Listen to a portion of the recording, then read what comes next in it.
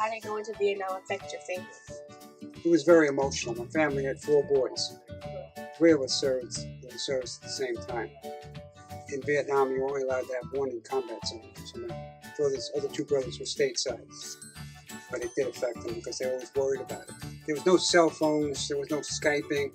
The only way they could communicate back home with their soldiers was through mail. And it took forever. How old were all 4 of you? I landed in Vietnam on my 20th birthday. Wow. You were drafted, right? Yes. So what was your reaction like when you found out you were drafted? We knew it was coming. Oh. You know, everybody knew that if you weren't in college or didn't have something physically wrong with you, you were going into the service, you're going to get that. How did you feel when you arrived in Vietnam? Scared to hell. The first thing I saw when I got off the plane was all this black smoke coming all over the place. And I said, what is that? He said, they just have an attack? Because I didn't know anything about Vietnam. He said, no, they're just, well, I showed you the latrine where they burn and stuff. Yeah. Well, that's black smoke, and that's what it was. So, yeah, I was scared to death. Were there many casualties in your unit? Yeah. I was there during 1968 when the Tet Offensive, when they attacked the whole country and saw things I should never have to see. What did you do in your free time? There was a lot of free time because war is very slow and boring, but we just sat around and talked about back home and what we're going to do when we got back home, our girlfriends and different things, which a lot of the girls just forgot about us when we were going. Did you have a girlfriend? Yeah. It didn't. By the time a couple months over there, let's face it, the girls are 16, 17, 18. Yeah. Their lives, they're not going to sit there and wait. Yeah. You know. What was life like before you traveled to Vietnam?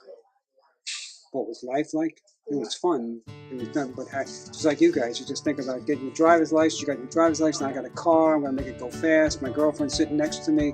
You know, just go to the movies, go to White Castle where they used to audio on a speakerphone and you go come out on roller skates and put the tray right on your window and have hamburgers and stuff like that. Yeah. Good old days. So do you consider yourself a hero? No. I just did what my country called me to do. The heroes are the guys that are laying on the ground right now. Okay? They gave the ultimate sacrifice. So how were you trained? Well, I got basic training. You go through basic training. They teach you how to the basics of being a soldier. They cannot teach you actual combat until you get to Vietnam and you hook up with someone. You heard the word FNG. I think I used that thing. If that's what you are. People, if you get somebody that'll actually talk to you and be your buddy, you can learn a lot. Because your first combat experience is when you pick up things. If you make it through the first ambush, you're usually a better soldier. Okay, last question. Do you remember the day your service ended and how did you feel? When my service ended in Vietnam, I got off and I went from Vietnam, I went to the state of Washington, Fort Lewis. They checked me out of the service there and got on an airplane, got to the Kennedy Airport in New York, and my whole family was there. It was very emotional. Yeah. You were happy to see them? What do you think?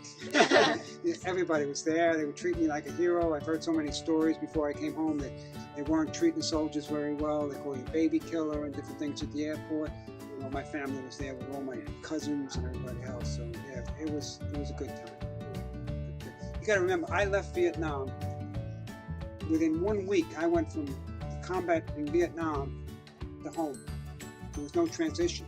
There's no time to, recoup. But my mind was, it takes a lot to get out of that kill or be killed situation and go back to the States where everybody's just hanging out and doing things like that. I hope I answered some of your questions. Yeah, you answered all of them. Pretty good. Okay. Thank you. You're welcome. Thank you so much.